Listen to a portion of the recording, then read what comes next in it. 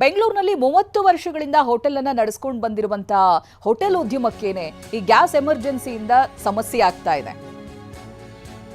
ಗಾಂಧಿನಗರದಲ್ಲಿರುವಂತಹ ಹೆಸರಾಂತ ಸುಖಸಾಗರ್ ಹೋಟೆಲ್ ಇದು ಸುಮಾರು 30 ವರ್ಷಗಳಿಂದ ಇದೆ. ಇದೀಗ ಕಾಳಸಂತೆಯಲ್ಲಿ ಸಿಲಿಂಡರ್ ದುಬಾರಿ ಅನ್ನೋದಾಗಿ ಅವರು ಸಮಸ್ಯೆ ಹೇಳ್ಕೊಳ್ತಾ ಇದ್ದಾರೆ. ನಿತ್ಯ ಕೇವಲ 4 ಐಟಂ ಮಾತ್ರ ಮಾಡ್ತಾ ಇದ್ದಾರೆ ಸಿಬ್ಬಂದಿ. ಅದು ಉಪ್ಪಿಟ್ಟು, ಕೇಸರಿ ಬಾತ್, ರೈಸ್ ಬಾತ್, ವಡಾ ಮಾತ್ರ ಇರುತ್ತೆ. ಊಟಕ್ಕೆ ಅಂತ ಬಂದಿರುವಂಥ ಗ್ರಾಹಕರು ವಾಪಸ್ ಹೋಗ್ತಾ ಇದ್ದಾರೆ. ಪ್ರತಿನಿಧಿ ಅರುಣ್ ಹೇಗಿದೆ ಇಲ್ಲಿಯ ಪರಿಸ್ಥಿತಿ ಅನ್ನೋದನ್ನು ವಿವರಿಸಿದ್ದಾರೆ, ಒಂದು ವರದಿ ಕೊಟ್ಟಿದ್ದಾರೆ, ಬನ್ನಿ ನೋಡೋಣ.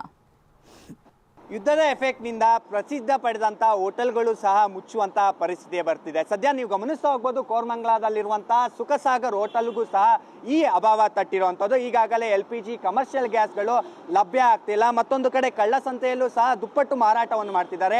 20ಕ್ಕಿಂತ ಹೆಚ್ಚು ಐಟಮ್ಗಳು ಸಿಗ್ತಿತ್ತು, ಆದರೆ ಇವಾಗ ಕೇವಲ 3 ಐಟಮ್, ಖಾರ ಬಾತು ಮತ್ತೆ ಚೌಚೌ ಬಾತು ಸೇರಿದಂತೆ ಬಾತ್ಗಳಿಗೆ ಒತ್ತು ಕೊಡುವಂತಹ ಕೆಲಸ ಆಗಿದೆ. ಅದರಲ್ಲೂ ರೈಸ್ ಐಟಮ್ ಏನಿರುತ್ತೆ ಅದಕ್ಕೆ ಒತ್ತು ಕೊಡುವಂತಹ ಕೆಲಸ ಮಾಡಿದ್ದಾರೆ. ಮತ್ತು ಗ್ರಾಹಕರು ಸಹ ಪ್ರತಿನಿತ್ಯ ಅನೇಕ ಜನರು ಬರ್ತಾರೆ. ಅಂದ್ರೆ 30 ವರ್ಷಗಳ ಪ್ರಸಿದ್ಧ ಪಡೆದಂತ ಹೋಟೆಲ್ ಇದು.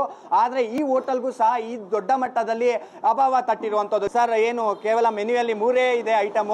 ಈಗ 3 ಐಟಮ್ ಇದೆ ಅಷ್ಟೇ. ಖಾಲಿ ರೈಸ್ ಬಾತು, ಈ ತರ ರೈಸ್ ಬಾತು, ಕಲ್ ರೈಸ್ ಈ ತರ ಕೊಡ್ತಾ ಇದೀವಿ. 1000 ಸಿಲಿಂಡರ್ ಸರ್ಕಾರ ಕೊಡ್ತೀನಿ ಅಂತ ಹೇಳಿತ್ತು, ಅದೇನು ಸಿಗ್ತಾ ಇದೆಯಾ ನಿಮ್ಗೆ? ನಮಗೆ ಸಿಗ್ತಾ ಇಲ್ಲ. ನಮಗೆ ಸರ್ಕಾರ ಹೇಳ್ತಾ ಇದೆ, ಬಾಯಿ ಮಾತಿಗೆ ಹೇಳ್ತಾ ಇದ್ದಾರೆ, ನಮಗೆ ಸಿಗ್ತಾ ಇಲ್ಲ.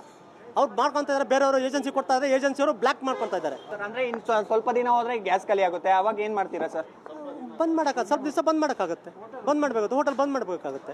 ನಾವು ಸ್ವಲ್ಪ ಆಫೀಸ್ ಬಂದಿದ್ವಿ, ಆಫೀಸಿಂದ ಇಲ್ಲಿ ಲೇಟ್ ಆಗ್ತೈತೆ ಅಂದ್ರು, ಒಂದು ತಿಂಡಿಗೆ ಬಂದರೆ ಏನು ಇಲ್ಲ ಅಂತ ಇದ್ದಾರೆ, ಸಿಲಿಂಡರ್ ಪ್ರಾಬ್ಲಮ್ ಅಂತ ಇದ್ದಾರೆ. 3 ಐಟಮ್ ಇಲ್ಲ ಗುರುವೆ, ಬೇರೆ ರೈಸ್ ಬಾತ್ ಮಾತ್ರ ಇದೆ, ಇಡ್ಲಿ ವಡೆನೂ ಇಲ್ಲ, ಏನಿಲ್ಲ.